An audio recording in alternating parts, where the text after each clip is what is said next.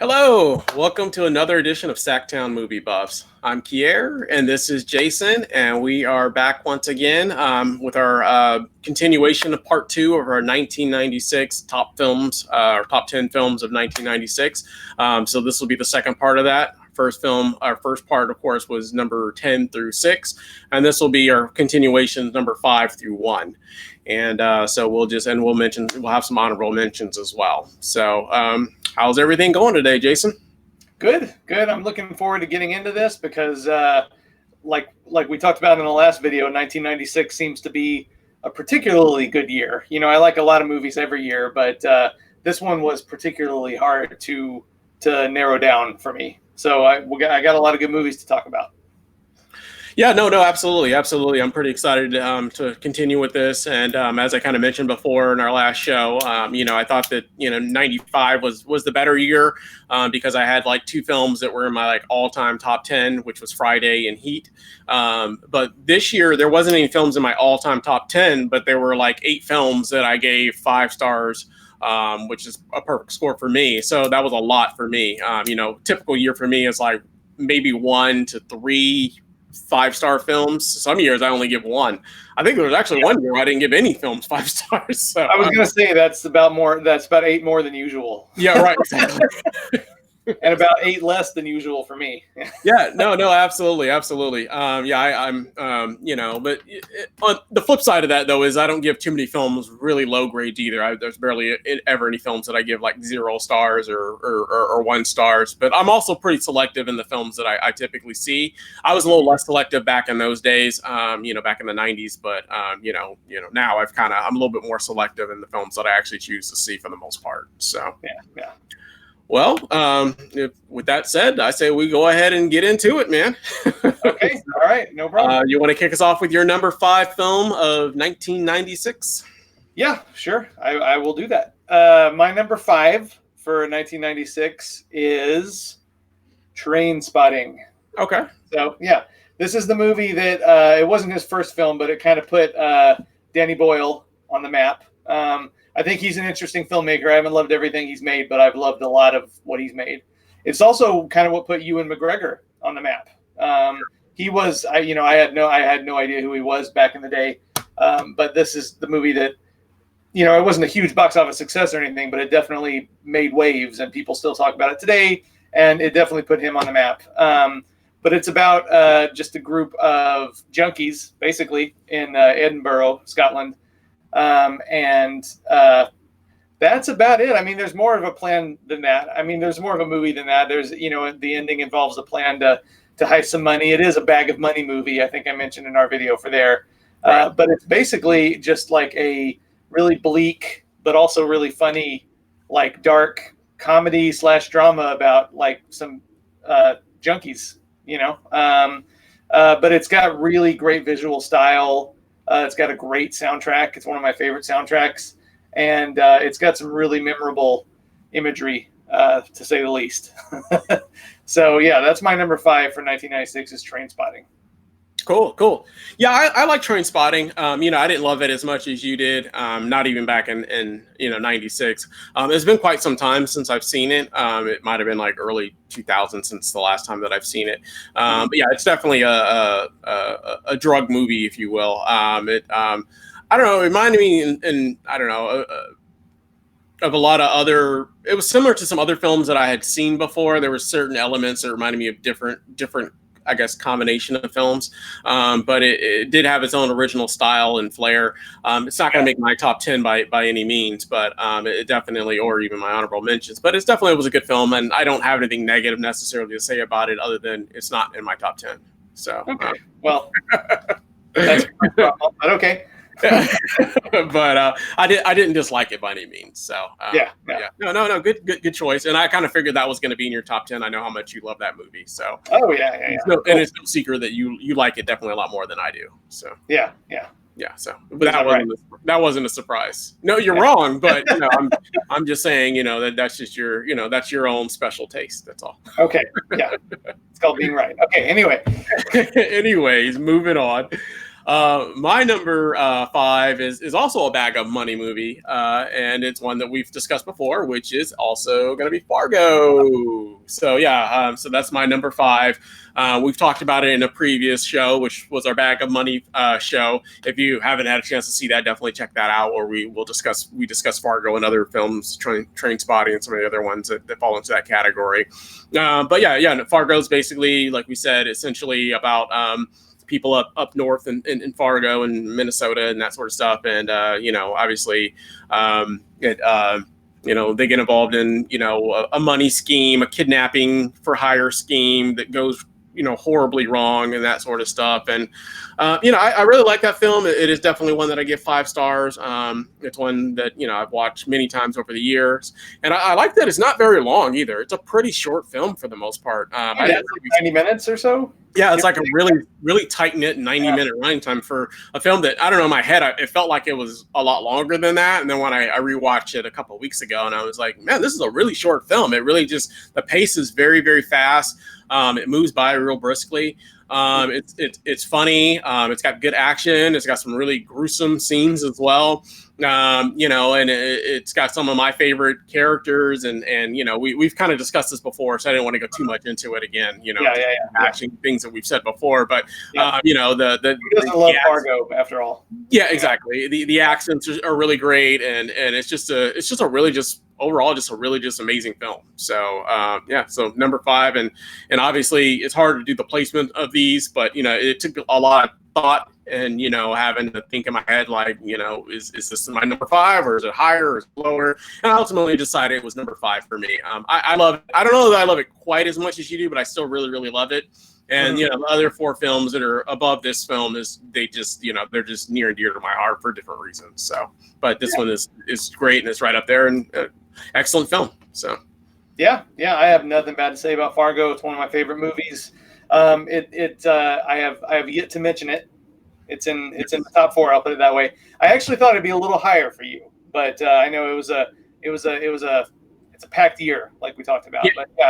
But who doesn't love Fargo? I certainly do. So I'll leave it at that. Fargo. Yeah. Yeah, and there are some films that are in my top 4 that if I had to say, Fargo's probably got better reviews than some of the films that are going to be in my top 4, but the other ones are just more special to me for different reasons. It was just the moment in my life or whatever case may be, and they're the ones that I tend to gravitate towards a little bit more or watch a little bit more often. And that's kind of how I base my top 10 on, especially when they're all 5 stars. It's kind of hard to really say, well, this 5 star is way better than that 5 star. Yeah, I know. Yeah, they're all perfect films in a sense for me, but some of them just have a special memory for me, or a special place for me, or whatever case may be, or they're just films that I tend to watch a little bit more often. I'll watch Fargo, once every decade or something like that. Where some of these other films, well, not all of them, but some of them I watch a little bit more often is all, and that's the only reason why it's number 5. So, yeah, cool. Number 4.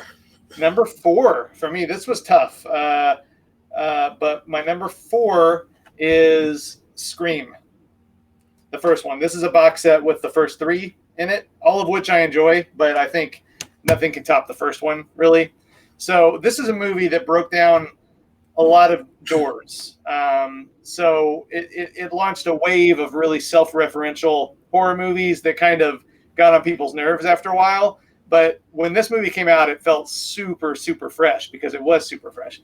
And it's really special to me because I grew up on slasher movies. I grew up, I can recount every Friday the 13th movie, every Nightmare on Elm Street movie, every Halloween movie almost by heart, because I've watched all those movies so many times. They were, horror is my genre, but slasher movies and zombie movies are probably my favorite of those. So I love seeing slasher movies make a kind of a resurgence, because they had been out of favor for a really long time.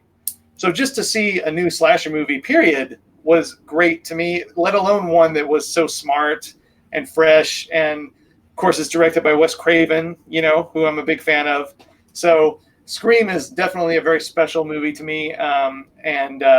So I could go on and on and on and on about slasher movies and Scream, but I'll cut myself off and say I love Scream. I love all of them, but especially the first two. And the first one is my my number 4 for 1996. No, great choice, man. I'm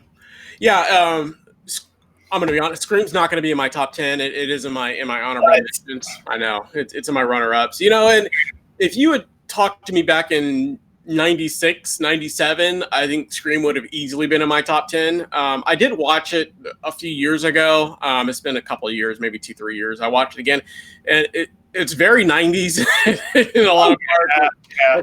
It feels very dated in a lot of parts, and I mean that's not the movie's fault. And then I don't know, for some reason it's also become kind of a cliche type film over the years. I feel like, and it did get a little bit of a backlash, but I don't know. I rewatched it again like a couple of years ago, and I still really like it. I still enjoy it. I still think it's a great film. It just won't crack quite my top 10. Like I said, back in 96 when I was 17, 18 or whatever it was. And I definitely would have probably put it in my top 10 back then, but over the years things change, and I like slasher movies as well. Maybe not to your degree, but I'm more of an action junkie, of course. And there's definitely action, a lot of violence and killing in that film. I guess. So that's up my alley, but it just, for some reason, it just didn't quite make the top 10.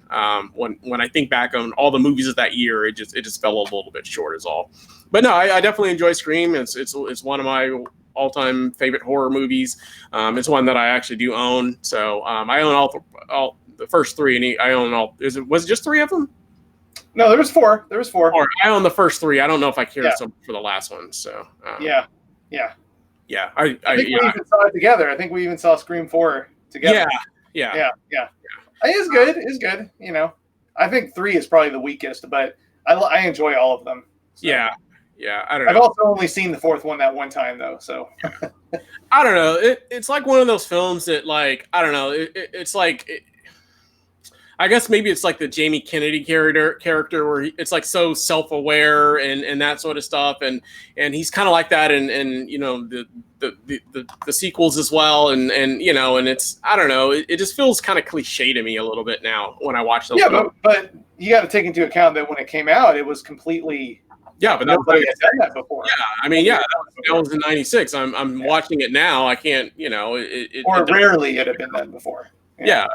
Well, if I see something in the year it came out, it seems it's like Independence Day. The year I saw it, the special effects were amazing. You know what I mean? I was like, oh my God, this looks great. But I watch it now and I'm like, these are okay special effects. And that film feels kind of cliche to me is all. So, but I still enjoy it. It's a great film. Good choice. Okay. All right. Oh, yeah, we're definitely gonna have our disagreements here, clearly, but I do like it, and like I said, we're arguing over films that we both like. We both love. Yeah. It's not like a film that I don't love. It's not like I'm saying it's a terrible film or anything like that. It just missed the cusp of my top 10. So that's still really, really good. Yeah. So, yeah. And it's in my honorable mentions, which means I still really liked it. Okay. All right. 10 years from now, who knows? Maybe I go back and it's not even my honorable mentions. I don't know. Yeah. Well, my number 4 is actually a film that, probably didn't get a lot of great reviews, and probably, I don't think it lit up the box office, but it's just a film that I've always loved. It's always been super funny to me. It's always been one of my favorite comedies of all time. I watch it like all the time. I just watched it a few weeks ago, or maybe a month ago or so. But my number 4 is actually going to be Kingpin. I knew it. Yeah, I really enjoy Kingpin. It's a really funny movie. It's clearly about bowling. Stars Woody Harrelson and Randy Quaid, and basically Woody Harrelson is a professional bowler who, somehow gets into an accident and ends up with like a hook for a hand and really had to retire from bowling. And basically, is just at a bowling alley, and is watching Randy Quaid's character, who also happens to be Amish, bowling, and is this, from what his appearance is a phenomenal bowler, and says, I got to get this, kid, under my wings and under my tutelage, and train him and to be a professional bowler and go out on the road like I used to do back in the day. And I don't know, it's just a lot of funniness, a lot of mishaps happen, and clearly because he's Amish, it's kind of shunned against from his family that he should be going on the road and doing this kind of stuff. And clearly Woody Harrelson corrupts his character because he's an alcoholic, or he drinks a lot, he parties, he's definitely not a good guy.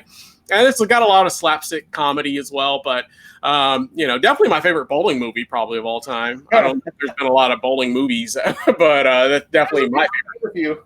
Yeah, it's definitely my favorite movie that centers around bowling, and it's just a really funny film, and it's got some great cameo, I guess if you will, by Bill Murray. He is just, every time he's on the screen, he is just hilarious in this film. And there's a scene towards the end at a bowling tournament, and their hair, their comb overs are just every which way, and like I just roll and start busting up laughing every time I see that scene. I know it's coming, but every time I see it, I just can't help but to laugh. Like I said, definitely one of my favorite comedies of all time, and I just enjoy it. And it's like I said, it's one of those films that may not have the best reviews because it's kind of a slapstick comedy, but it's one that I just love so much. So number 4 is Kingpin. Actually, it got pretty good reviews, I think. I remember. Yeah, I think so. I remember back in the day. You remember Joe Baltic with the Sacramento Bee? I used to read his reviews all the time. I disagreed with him a lot, but I always read his reviews, and he gave it like 4 stars out of 4. Okay.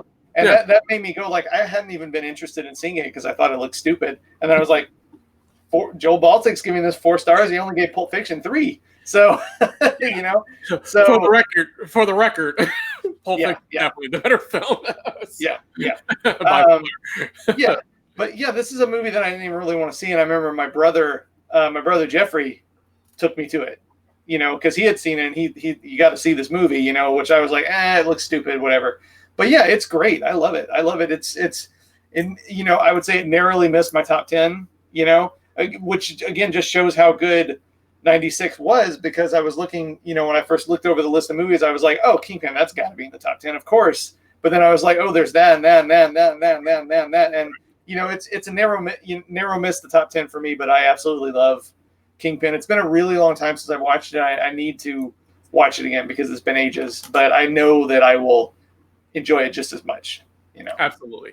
Yeah. I mean, Kingpin for you is probably how I felt about Scream. It's like one of those movies that I really, really like. So it was like one of those movies that I felt bad that it didn't make my top 10, but it's just, there was just other films that I just liked a little more is all. So that's it. Cool.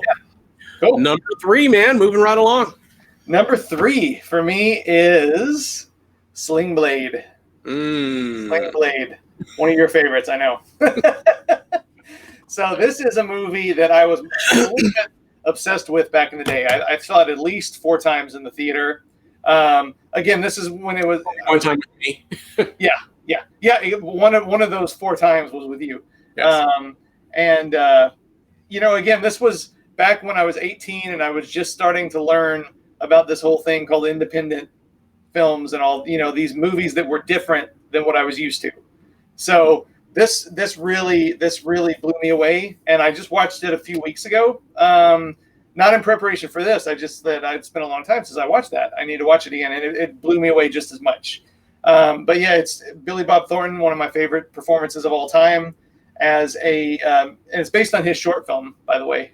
He expanded it into a feature, but he plays a mentally handicapped man who's in the insane asylum for committing murder, killing his parents, and he's being released after being in there almost his entire life, with nothing to do. Basically, they can't keep him anymore. He has nowhere to go.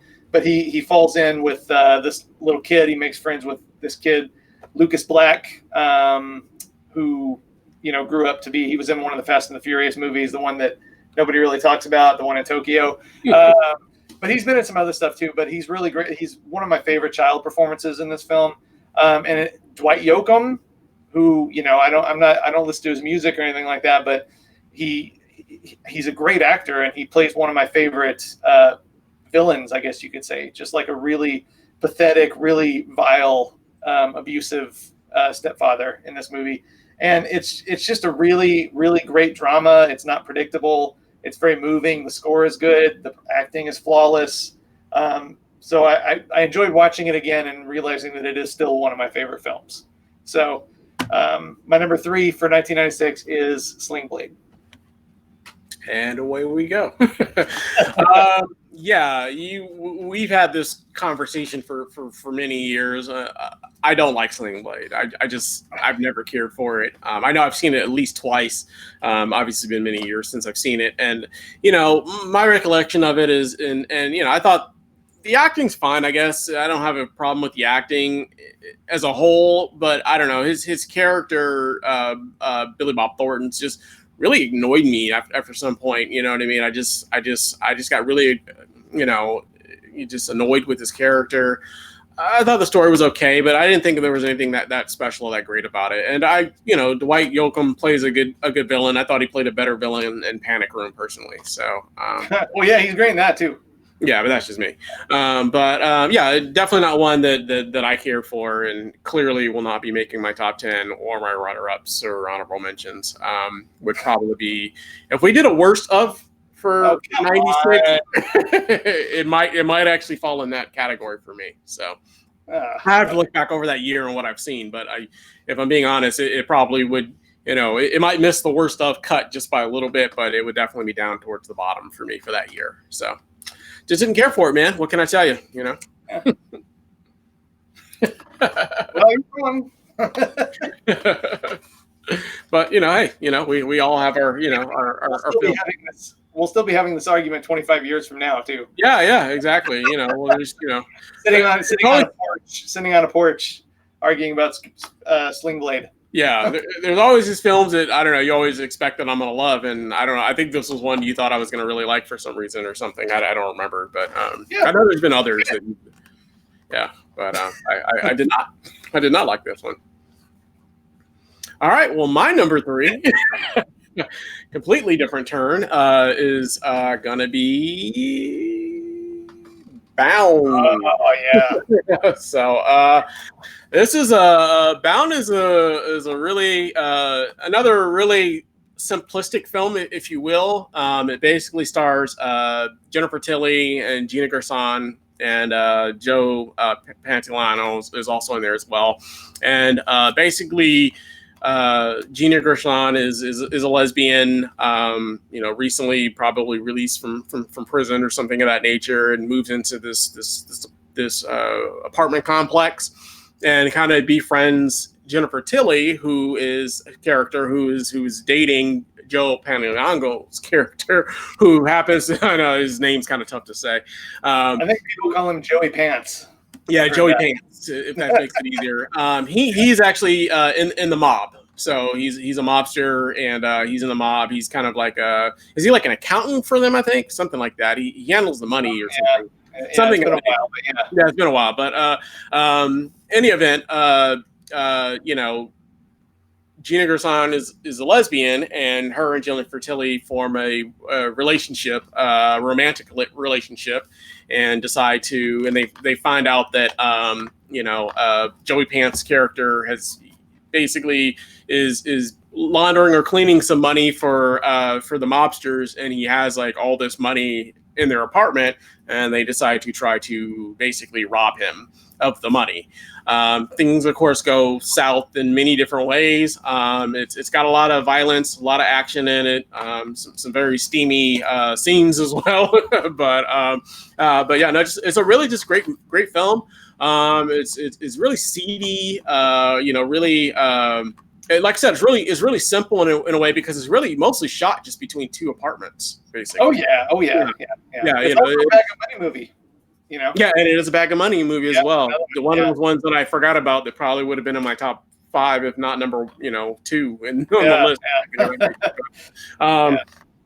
But yeah, it is a great bag of money movie as well. And it's got, like I said, a lot of action, a lot of drama in it, and it's just a really good story. And it's a mobster film also. and just definitely one that most people probably haven't seen, Bound, but if you get a chance, I highly recommend you check it out, and it's just a great story. So that's my number 3 for 96.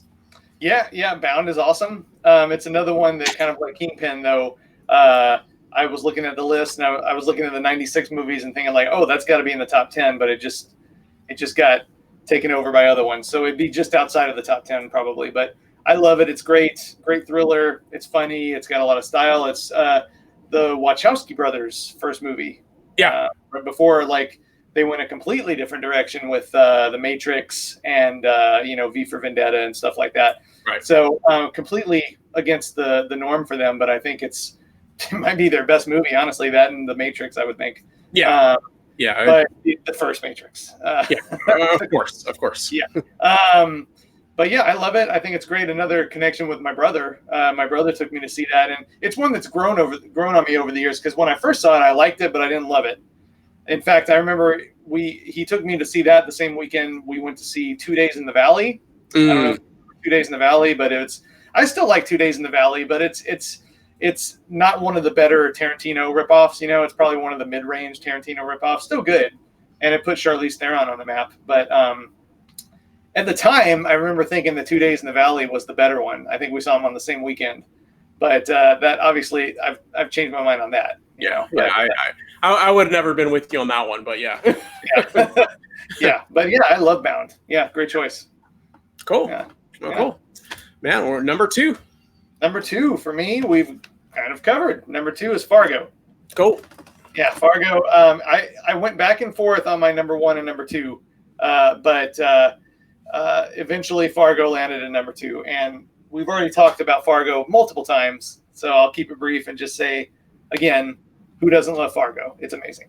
Yeah, I don't know. It is really a great film, and it's a film that easily, if it was your number 1, I really couldn't fault you for that either. You know what I mean? And it's like one of those films for me that on any given year it could have been my number 1 for that year. You know what I mean? Like seriously, it's just that 96 was just a really, really tough year, and there's just so many films from that year that are just so near and dear to my heart. You know what I mean? So like I said, it was sad to see that one not make it, but to number 1 obviously, but it definitely was a great film. So yeah. My number 2 is actually going to be Dusk Till Dawn. So that's going to be my number 2. What can I say about Dusk Till Dawn? It's it's got George Clooney, it's got Quentin Tarantino, it's got Juliette Lewis, Harvey Keitel's great in there, and basically it's an action vampire movie. I guess that's the best way to describe it. What I love about the movie so much is it you really don't even get to the vampires until the last half of the film. Basically, before that, it's more of basically George Clooney and Quentin Tarantino are basically brothers, criminals, and they are very bad people, especially Quentin Tarantino's character. And they're basically on the run, and they're trying to, escape down to Mexico. And in their escape down to Mexico, they end up kind of kidnapping, basically, Harvey Keitel, Juliette Lewis, who plays his daughter, and then they have an adopted son as well. And they basically kidnap them and hide out in their RV so they can get down to Mexico. So there's a lot of action and stuff like that happens in the first half of the film, and it's kind of a little bit of a more of an action movie in the beginning, and then they get down to Mexico and they end up at this bar. It's basically a bar, like a biker's kind of bar, and and which is basically has where vampires live. Bikers and truckers only. Bikers and truckers only, and where vampires live, and it quickly turns into a full-on out action vampire movie, basically. So, and they're all kind of enclosed. It's also one of those movies where they're in a closed space. They're all basically trapped inside of this bar, fending themselves and fighting off vampires, basically. It also has Salma Hayek in the film as well, and a couple other, I guess, actors from the 70s and 80s that were big characters as well. Danny Trejo. Huh? Yeah, Danny Trejo, Tom Savini. Yeah. Fred Williamson. Oh yeah, Fred Williamson. Yeah, so yeah, it's got a lot of those old throwback characters as well. The action in this movie is just awesome. The dialogue is really cool. You can definitely tell it's got a lot of the Tarantino influences and stuff like that. Just in the dialogue and the conversations they have, it's got really kind of his style, even though he didn't direct this film. But it's got a lot of his style and a lot of his charisma. It comes through in the film as well. I just love it. It's just like it's probably my personal favorite vampire movie. If I had to say one, it's probably my favorite. I like a few other ones as well, but this one's probably my favorite. If I had to guess, it's tough. I'd have to really think about it. Maybe we'll do a vampire show one year, and I can think about it a little bit more. But just off the top of my head, I feel like it was my number one. But yeah, number two for the year is going to be Dusk Till Dawn. From Dusk Till Dawn. Cool. So, yeah. I love From Dusk Till Dawn. It's one of the very first movies that you and I saw together. I remember that. Yeah. At the Sutter Theater, which is not there anymore. But yeah, I love it. It's yet another one that when I was looking at the list of 96 movies, I was like, that's got to be in there, and it just isn't quite. It's just outside of the top 10. I love it. I think especially the first half is pretty much perfect. It's pretty perfect. When it gets to the vampire stuff, it's also awesome. There are, little things here and there that bother me a little bit, but not really bother me. I'm just saying, like, well, that's kind of cheesy. You know what I mean? But so it's like an A- for me, but I love it. I love it. It's hilarious. The effects are really good. It's exciting. It's scary. It's funny. It's actually one of my favorite Harvey Keitel performances, actually. And it's one of my favorite George Clooney performances. I mean, this was it wasn't the first movie he was in, but it was the first movie role he had after breaking big in ER. Right. So right. I always thought it was like really cool for him to choose a movie like this. Right. As his first movie, when he could have easily gone he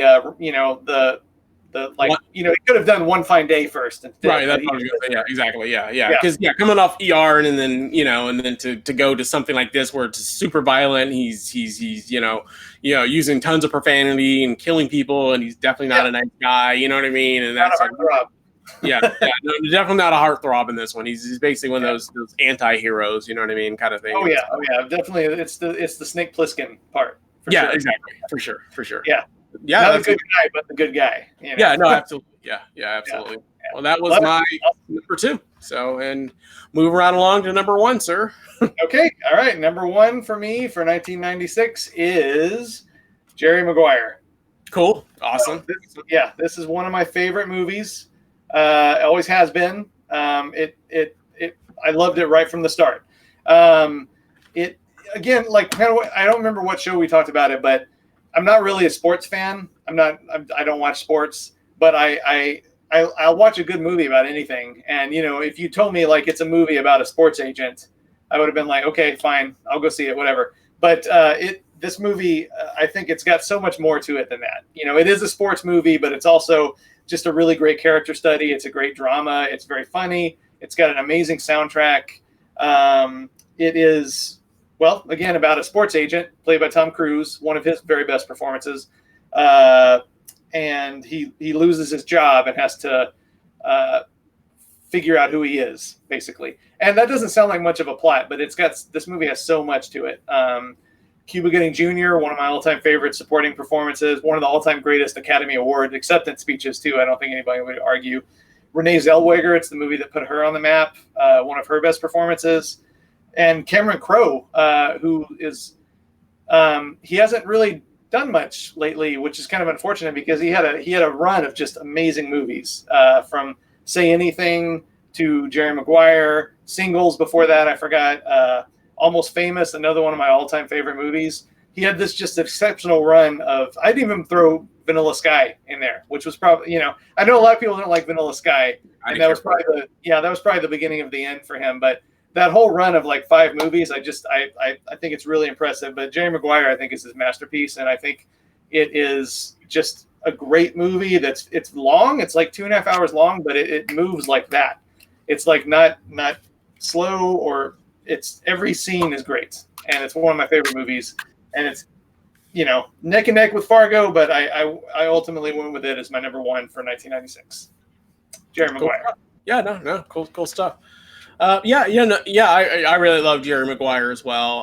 It's definitely one of the better films of that year. Actually didn't make my top 10. It just missed it actually. I liked it a lot. I really enjoy it. It's I don't know, like I said, I got a big thing about like when I rewatch films years later and how they hold up. And this was another one that just didn't quite hold up. It's like another one of those ones. If you'd asked me in '96, I go, yeah, of course that's in my top 10.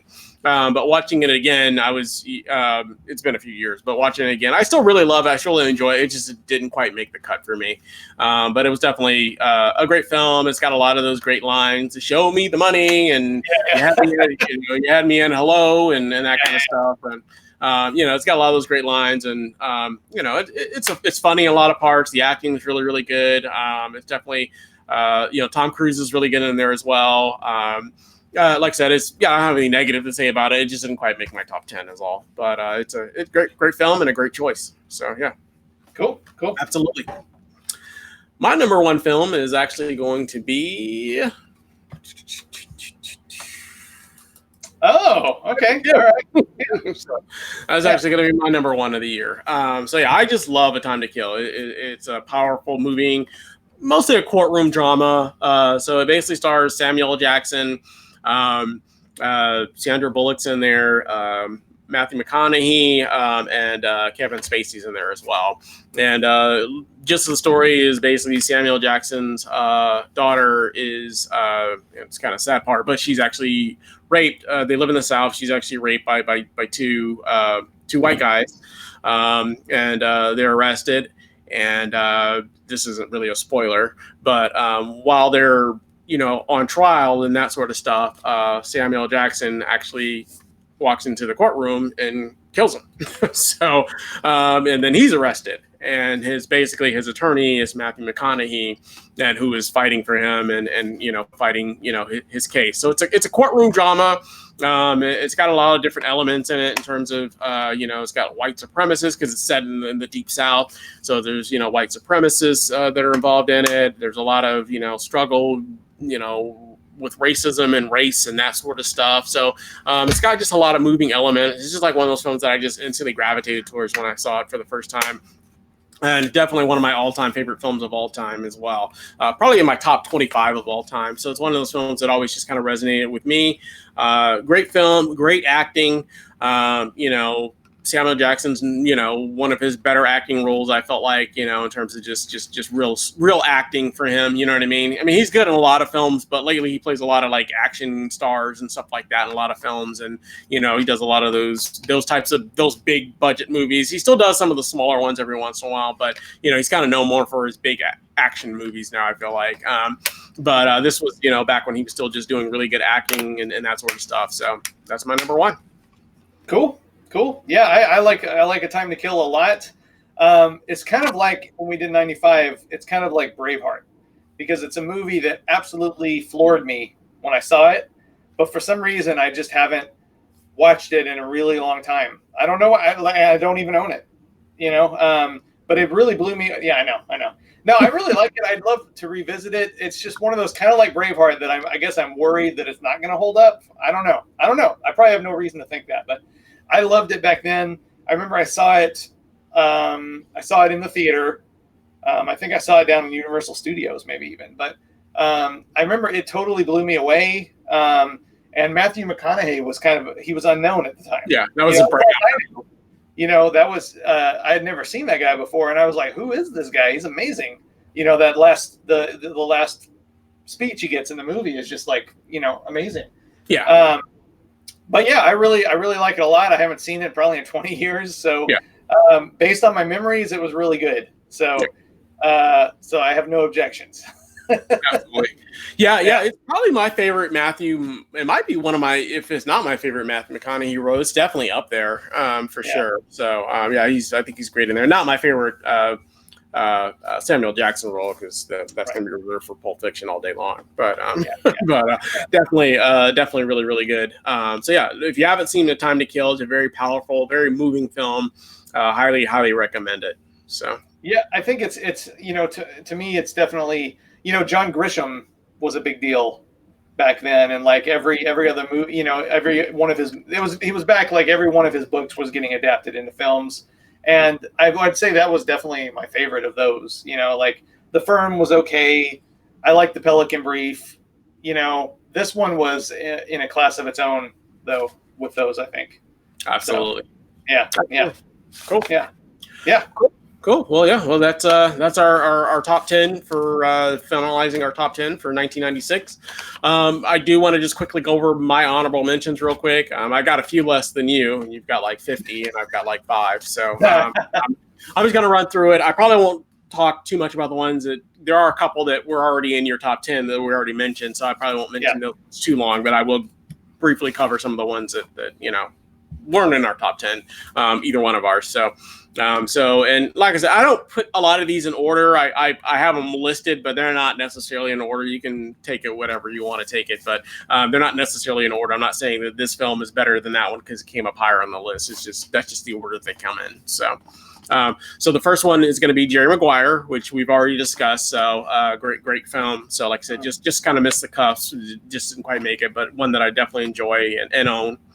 Number 4 for me is actually going to be Ransom. I really enjoyed that film quite a bit as well. So that was another one of those really good kidnapping films. Not my favorite kidnapping film. Obviously, Fargo is a better kidnapping film of that year, but Ransom's really good. You know, they kidnap it stars Mel Gibson, and they kidnap his son and hold him for ransom and that sort of stuff. So it's like one of those really. So Ransom, that's basically what it's about. It's about basically, you know, he's a wealthy guy and they kidnap his kid and they're trying to, you know, basically elicit money from him. And so there's a lot of drama with that. And, you know, it's a really good story. So if you get a chance, definitely check that one out. Number 3 is going to be Freeway for me. Yeah, really good. It's basically like a modern day Little Red Riding Hood, essentially, is what it is. It stars Reese Witherspoon. And what I really love about her in this film, it's like no other film that I've ever really seen her in. You know, when she was younger, she was doing a lot of like edgier stuff, you know what I mean? And so like that and like Cruel Intentions and stuff like that. And, you know, she kind of went away from that and did more of the, you know, the fluff type films and stuff like that now. But, you know, the romantic comedies and those types of things. But, you know, this was really edgy. So it stars Reese Witherspoon. She's basically the Little Red Riding Hood character. Basically, her parents are, and her mom and her stepdad are basically druggies, and they get arrested. And she's a teenager, and she basically is leaving her home, or runs away. She was going to be put in the foster system, but decides to run away and steal her probation officer's car, and basically run away and drive to visit her grandma, who she doesn't know very well at all. While she's on the way, she actually gets her car breaks down, and a man offers to help. In this case, is Kiefer Sutherland, who plays, I guess, essentially the big bad wolf. So, very, you know, nasty guy. Kiefer Sutherland plays a great bad guy in this one, and so there's a lot of stuff that goes on, a lot of things that happen. I don't want to give too much about the movie, but it's a great film. It's funny in parts. She's awesome in there. He's pretty good in there as well. And there's a lot of really funny scenes in there that happen that you just, especially that happened to Kiefer Sutherland in the film, that every time he's on the screen, I just can't help but laugh, especially in the second half of the film. So that's number 3. Number 2 for me is actually going to be Cable Guy. I really enjoy that film. It's not one that I say is just a great film, and necessarily. It's just really funny. Stars Matthew Broderick and Jim Carrey. Basically, Jim Carrey is a cable guy, and Matthew Broderick calls him over to fix his cable or install his cable.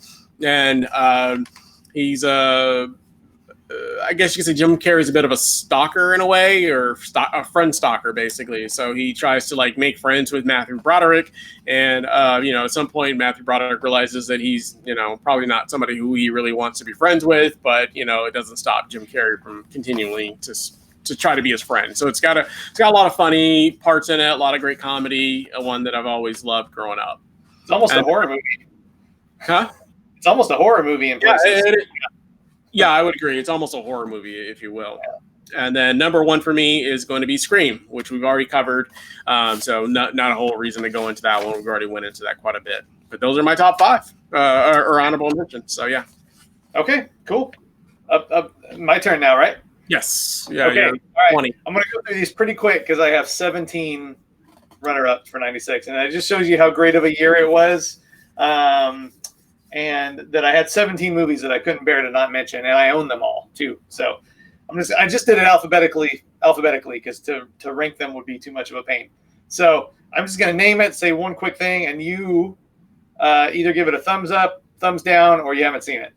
Cool. All right. So here we go. Bottle Rocket, Wes Anderson's first movie, first full-length film, fun, comedy. I love it. Cool. Yeah, I like it. Cool. Yeah. Cool. All right. Bound. We already talked about Bound. Right. So you already know. Yeah. Escape from LA. Underrated. A lot of people don't like this movie. I think it's great. Yeah, I liked it. A little cheesy in parts, but I liked it. Well, yeah, that's what I like about it. Flirting with Disaster. Really good ensemble comedy, kind of in the Woody Allen vein, but definitely not a Woody Allen clone, I would say. Yeah. I think I've seen it, but I don't remember it. So that's one I'd have to revisit. So okay. Freeway. Already covered. Great. The Frighteners. Oh yeah. That's another really, really good one. I like that as well. Yeah, good. It's actually my favorite Peter Jackson movie. And I know a lot of Lord of the Rings fans might say, yeah, a lot of Lord of the Rings fans would object to that. And I have nothing against the Lord of the Rings movies, but The Frighteners is my favorite Peter Jackson movie. From Dusk Till Dawn. Yeah. Yeah, we already covered. Yeah. Happy Gilmore, we covered on your back half of the list last time. Part 8, Paul Thomas Anderson's first movie. Love it. Yeah, I liked it. Thought it was a little dry in parts, but I liked it. Yeah. Kingpin. Covered it, yeah. Hilarious. Yeah. Mars Attacks. Probably the hardest movie to axe out of the top 10 for me. I love this movie so much. It is the last time we got full-on Tim Burton. Even though I will defend his later movies, this is the last time we got full-on no holds barred Tim Burton. Yeah, really good one. That one probably would have been, if I did 17 like you did, I probably would have made it as well. Yeah, we're almost there. The original Mission Impossible. It's this is a set with all 6 movies so far. It's not my favorite in the franchise, but I think it's a really great movie, and it's grown on me over the years. Yeah, I like it a lot too. It feels a little dated compared to the other ones. Some of the other Mission Impossibles I feel like are better. So I just, it kind of gets lost in the shuffle for me. So right, yeah. Paradise Lost, documentary, famous West Memphis 3 murder case. This was nowadays, every other thing that comes out on Netflix is a serial killer miniseries documentary kind of thing. It's all over the place. But back then, this was kind of a rarity. It's just a really great true crime documentary. Good one. Great one. Yeah. People versus Larry Flint. This is another one that was hard for me to cut out of my top 10. Great movie. Yeah, I didn't care for that one too much. No. Really? I thought you did. I thought for sure you liked it. It's okay. I didn't hate it. It was just like a... Oh, okay. All right. I thought you really liked that. Romeo and Juliet. I know you really like this one. This is another one that I knew you were a big fan of. Yeah, I don't like that at all. Yeah, I think it's awesome. Swingers. Yeah. Excellent comedy. Yeah. Nothing else to say there. And lastly, The Truth About Cats and Dogs. Yes. It's one of my favorite romantic comedies. Yeah. And I think the best performance Janine Garofalo's ever given. Absolutely. Yeah, it's actually one of my favorite. That's one of my favorite romantic comedies as well. And I'm not a big romantic comedy guy, but I like Truth About Cats and Dogs. It's great. It was like one of those ones that probably just missed my honorable mentions. You know what I mean? If I did 16, that probably would have been number 16. 17. Yeah. Yeah. That's it. I did that pretty quick, I think. Yeah, not too bad, man. It was a great year, and there were more that I could have talked about, but those are the ones I couldn't bear not to talk about. Absolutely. Well, yeah, man. Well, that's a great choice. That was great films. I like most of yours. Like I said, I didn't hate any of them necessarily. Well, I wouldn't say I wouldn't hate any of them, but I didn't like all of them, but I liked most of them. So yeah, definitely great choice. So great list. Definitely looking forward to when we get to our 97 series. And just so you know, just a reminder, we will be doing, probably we're going to take a little bit of break from our list shows for a little bit and actually do some real movie reviews. So that'll probably be our next show, is actually a legit movie reviews where we actually review some more current films. I've had a couple of people email me about doing some current films also in addition to this. So we'll be doing that in our next show, and we'll try to make that a regular habit as well. Anything you wanted to add, Jason? No, it's just it's interesting because when we're doing current films, we're pretty much limited to Amazon, Netflix, Hulu right now, because ordinarily we'd be able to talk about what we saw in the theater recently, but there are no movie theaters right now. So we've been in discussion as to which Netflix and Amazon movies we're going to talk about, and there's not to knock on it, there's a lot of really great Netflix and Amazon movies, so I'm looking forward to that. Definitely. All right, well, sounds good, man. All right, well, we will be posting here soon. So hopefully, if you like the show, feel free to definitely give us a thumbs up and leave a comment. Definitely, please do subscribe. We're getting lots of views, but we're not getting that many subscribers. So please do subscribe if you like the channel, and we'll continue to bring you more content and more shows here soon. And thank you guys for watching. Thanks. All right. Bye.